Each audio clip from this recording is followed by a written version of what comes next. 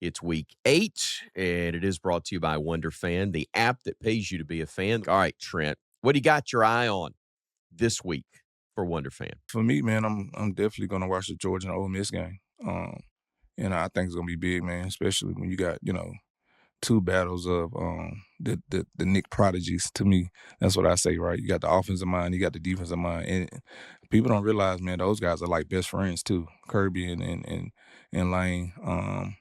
And I mean they get at it too, man. I can remember coming back and watching those guys just go at it, and try to pick each other, try to pick each other off, try to get the best of who, when they would be battling in the summer when I would come back and, visit.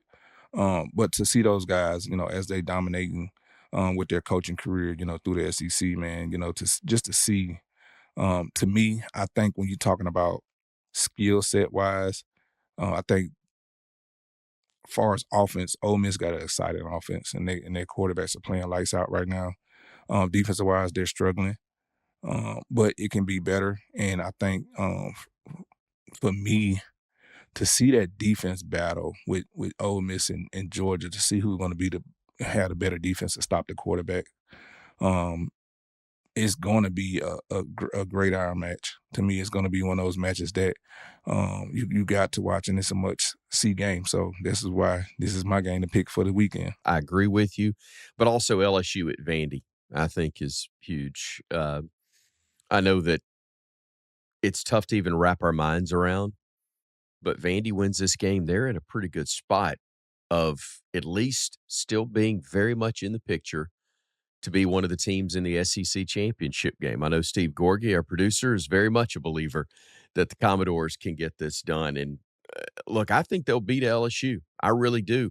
LSU's having to totally focus or refocus themselves. And I think this is an incredibly dangerous game for them. Vandy's that good. And you go to Nashville, it's a different city from most of them in the SEC. It's easy to actually kind of get a little distracted. You go there, and Vanderbilt's good enough to beat you if you're not ready. They're good enough to beat you if you are ready this year. But how do they handle coming off the adversity of a loss to Bama? That's going to be interesting to watch. So I am curious. LSU at Vandy. Wonder fan where it pays to be a fan.